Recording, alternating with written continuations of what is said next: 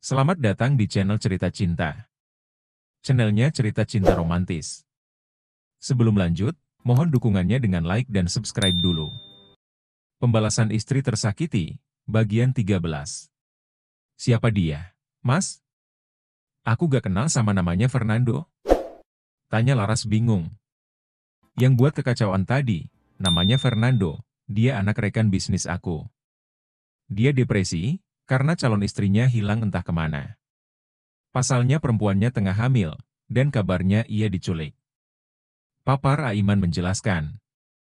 Aiman sangat tahu, siapa pria yang tengah membuat kegaduhan di tempat Laras. Untuk itu, dia segera datang karena takut Laras kenapa-napa.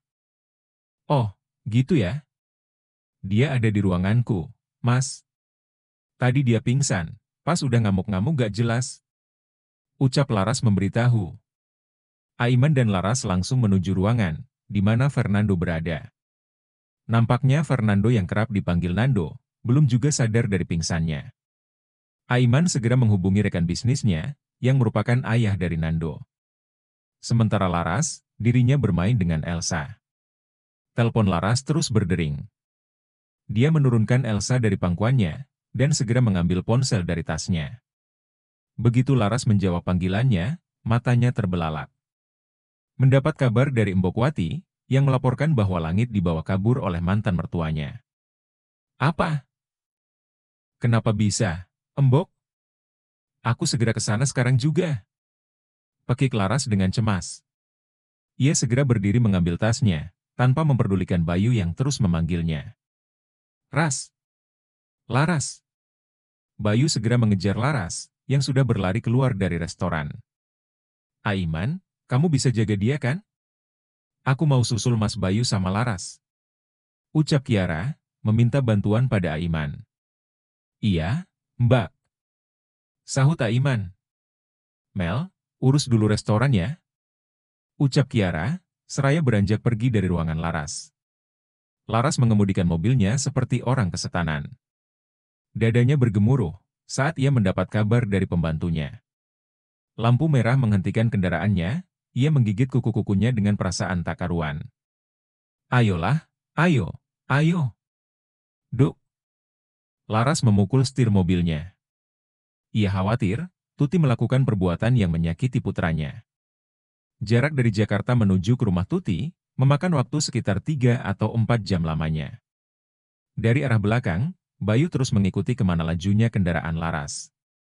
Saat ia menyadari jalan yang dilewatinya, seketika Bayu sadar, kemana arah tujuan Laras. Tidak akan kubiarkan. Geram Bayu, semakin mengeratkan tangannya di setir mobilnya.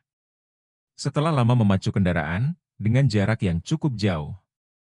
Akhirnya Laras sampai di rumah yang cukup besar. Ibu.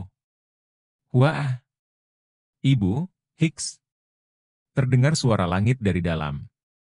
Laras segera keluar dari dalam mobilnya. Dia berlari, menuju pintu utama yang terbuka. Langit. Pekik Laras. Tuti dan Dania terkejut, melihat kedatangan Laras. Di sana Langit diikat di atas sebuah kursi. Anak sekecil Langit menangis dan memberontak. Tidak ada yang memperdulikan tangisan pilunya, yang terus memanggil ibunya datang. Ngapain kamu datang ke sini? Tuti melayangkan tatapan tajam ke arah Laras. Tak peduli setajam apa tatapan Tuti padanya. Laras segera berlari, mendorong tubuh Dania dan juga Tuti, sampai tersungkur ke bawah. Jeffrey tidak ada di dalam rumah, pria itu pergi bekerja seperti biasanya. Sayang, sudah ya jangan nangis lagi, ibu lepasin talinya dan kita pulang. Ucap Laras dengan lembut, dia tak mengeluarkan air matanya di depan Langit. Ia hanya mengulas senyumnya, agar sang putra tidak khawatir. Laras fokus melepaskan tali, yang mengikat di tangan dan juga kaki Langit. Hati ibu mana yang tidak tercabik, melihat anaknya diperlakukan seperti ini. Tuti bangkit, dia mencoba menyingkirkan tangan Laras, tetapi ditepis oleh Laras. Tak menyerah sampai di situ.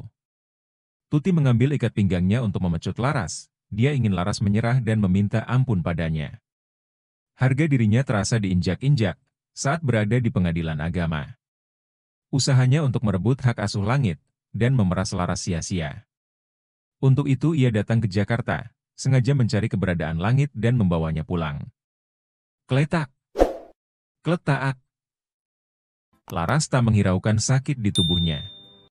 Yang terpenting baginya adalah melepaskan ikatan yang melilit di tubuh Langit. Entah bagaimana mental Langit saat ini dan ke depannya. Bukan hanya tubuhnya yang sakit. Anak sekecil Langit harus melihat perlakuan yang tidak seharusnya ia lihat. Berhenti! Teriak Bayu murka. Bayu datang bersama 2 orang polisi. Sial bagi Tuti. Saat mereka datang, Tuti tengah melakukan kekerasan pada Laras. Laras memeluk tubuh Langit dengan mata berkaca-kaca, ia merasakan tubuh Langit yang bergetar ketakutan. Karena selama ini, Laras tak pernah berlaku kasar padanya. Tangkap dia, Pak! Suara lantang Bayu membuat nyali Tuti menciut. Ikat pinggang yang ia pegang pun terjatuh saat kedua polisi mendekat dengan menodongkan senjata apinya. Jejangan, jejangan tangkap saya. Tuti berjalan mundur, sampai tubuhnya hingga kakinya mentok ke ujung meja. Kudupruk. Tuti terjatuh hingga terduduk di atas meja. Melihat situasi mulai tidak aman. Dania perlahan mencoba kabur, namun pergerakannya digagalkan oleh Kiara. Mau kemana kamu? Kiara mencekal tangan Dania dengan kuat. Meskipun ia jijik, harus bersentuhan dengan wanita yang sudah menghancurkan keluarga adiknya. Lepas! Bentak Dania, dia mencoba melepaskan cekalan tangan Kiara. Sret! Kiara menarik tangan Dania, sampai terhempas ke tembok. Dengan gesit, Kiara mencekik leher Dania. Ha-ah! Lepaskan aku! Dania kesusahan berbicara, lantaran nafasnya tercekik oleh Kiara. Pak, tangkap wanita ular ini juga. Dia biang masalahnya. Kiara tidak ingin melepaskan Dania begitu saja. Ia yakin, wanita ular liar di hadapannya ini, sudah merencanakan aksinya bersama Tuti. Sebelum polisi membawa Dania, Laras memberikan Langit pada Bayu. Dan menyuruhnya membawa Langit keluar. Dia berjalan ke arah Dania dan Kiara. Wajahnya merah padam, dengan tangan terkepal kuat. Plak! Satu tamparan, karena kau menghancurkan rumah tanggaku. Plak! Karena kau menghinaku. Plak! Karena kau berani menyentuh putraku. Plak! Bonus! Kiara melepaskan cekalan tangannya. Dia mendorong tubuh Dania sampai tersungkur ke lantai. Polisi datang membawa borgol di tangannya. Dania pun dibawa keluar bersama Tuti. Cuy! Tunggu saja kau Laras, aku akan kembali membalasmu. Tuti membuang ludahnya, sebelum dia benar-benar diseret keluar oleh polisi. Laras menempelkan punggungnya di tembok, tubuhnya merosot ke bawah diiringi tangisnya. Cobaan apalagi ini, ya Allah? Kenapa kau memberikan cobaan yang bertubi-tubi padaku? Hamba tidak kuat lagi ya Allah. Lirih Laras, disela isakan tangisnya. Kiara berjongkok di hadapan Laras. Ia memegang kedua bahu adik iparnya, dan membawanya ke dalam pelukannya. Allah tahu kamu kuat, Ras. Ucap Kiara menenangkan. Laras langsung mengusap air matanya. Dia berdiri dengan tegap, memandang setiap sudut rumah. Terbesit dalam benaknya, untuk melakukan aksi yang pastinya akan merugikan Tuti. Tanpa menunggu lama lagi, dia langsung berjalan menuju kamar yang biasa Tuti tempati. Ras, mau kemana? Tanya Kiara kaget. Aku mau memberikan mereka pelajaran, Kak. Jawab Laras dengan yakin. Ceklek. Laras mengobrak-abrik laci yang ada di dalam kamar Tuti. Dia juga mencari sesuatu di dalam lemari mantan mertuanya.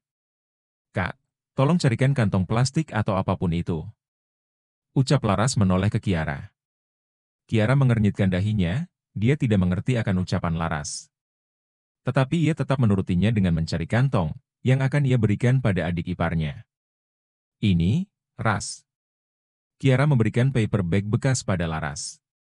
Dengan sigap, Laras mengambil semua perhiasan milik Tuti dan memasukkannya ke dalam paper bag tersebut. Surat sertifikat rumah, bahkan ATM yang ada di lemari Tuti ia bawa sekalian. Ayo, Kak. Sebelum si brengsek pulang. Laras menarik tangan Kiara keluar. Netra Laras menangkap 2 buah kunci mobil di atas meja ruang tamu, dan dia pun segera membawanya. Lihat saja, akan kubuat kalian menjadi gelandangan. Seringai Laras sinis. Cerdas, puji Kiara. Laras mengembangkan senyumnya. Kali ini dia tidak akan segan-segan mewujudkan keinginannya. Untuk melihat bagaimana penyesalan mereka, yang telah menyakiti dan menzoliminya. Laras menyusul Bayu keluar. Dia begitu syok, melihat langit memegangi dadanya yang mulai terasa sesak. Ibu, dada langit sakit. Langit meremas dadanya yang kian menghimpit, suaranya nyaris tak bisa keluar saking sesaknya. Ayo sayang, kita ke rumah sakit. Hati seorang ibu kembali tergores untuk kesekian kalinya. Air mata yang menetes, mewakili bagaimana hancurnya Laras saat ini. Bayu menggendong tubuh langit ke dalam mobil. Kiara mengambil alih mobil Laras, sementara Laras masuk ke dalam mobil, yang sama dengan Bayu. Tahan dulu ya, nak. Langit anak ibu yang kuat, ibu mohon tahan, sayang. Laras mendekap tubuh langit, dia mengusap wajah sang anak yang kian memucat dan nafasnya tak beraturan. Langit didiagnosa memiliki asma. Tetapi dokter masih meminta Langit untuk selalu memeriksakan diri agar terpantau kesehatannya. Kak, percepat lagi. Kita ke rumah sakit tempat kakek Langit bekerja saja, ucap Laras dengan panik. Bayu hanya menyahuti ucapan Laras dengan anggukan kepalanya. Demi Tuhan, Bayu tak bisa lagi menahan dirinya. Kejahatan yang dilakukan Tuti dan Dania sudah melebihi batas. Akan kubalas kalian semua. Batin Bayu geram. 15 menit berlalu. Mereka sampai di rumah sakit, Laras memanggil dokter untuk menangani putranya. Begitu Laras berteriak, saat itu Daryono baru saja keluar mengunjungi pasiennya. Laras. Gumamnya kaget. Dengan langkah panjang, Daryono menghampiri Laras dan juga Bayu. Perawat membawakan berangkar untuk meletakkan Langit. Bayu dan Laras ikut mendorong belangkar Langit menuju UGD. Mohon maaf, kalian tidak diperbolehkan masuk ke dalam ruangan. Demi kenyamanan bersama, mohon tunggu di luar. Ucap perawat tegas. Bayu mendekap Laras yang tengah menangis. Dia membiarkan adiknya menumpahkan air mata kesedihannya. Laras. Panggil Daryono. Laras mengendurkan pelukannya, dia menatap ke arah Daryono, yang tengah berdiri dengan tatapan bingungnya. Siapa yang sakit? Tanya Daryono. Langit, Pak, dadanya sakit lagi. Tadi, dia dibawa paksa oleh ibu ke sini, dia diikat di atas kursi. Laras tak kuasa menjelaskan apa yang terjadi. Astagfirullah. Daryono memegangi dadanya, dia tak habis pikir dengan tingkah mantan istrinya itu. Lidah Daryono terasa keluh. Ia meneteskan air matanya, merasa gagal mendidik Tuti ke jalan yang benar. Dia tidak menyangka, Tuti berbuat jahat pada cucunya sendiri. Padahal, Laras dan Langit tidak pernah menyusahkannya. Ras, maafkan Tuti ya. Ucap Daryono dengan suara bergetar. Laras menggelengkan kepalanya pelan, dia memegang jemari Daryono. Laras bisa saja memaafkan mantan mertuanya. Tetapi, dia ingin memberikan pelajaran, agar Tuti maupun mantan suaminya sadar atas apa yang dilakukan. Maaf, Pak. Aku tidak bisa memaafkan mereka begitu saja. Hati Laras sudah sangat hancur karena mereka. Hiks, izinkan aku untuk memberikan hukuman, yang bisa mereka jadikan pelajaran. Ucap Laras nanar. Daryono memejamkan matanya. Dia menganggukkan kepalanya menatap mantan menantu, yang dia anggap sebagai anaknya sendiri. Lakukanlah, nak, agar mereka jera. Ucap Daryono pelan. Bersambung.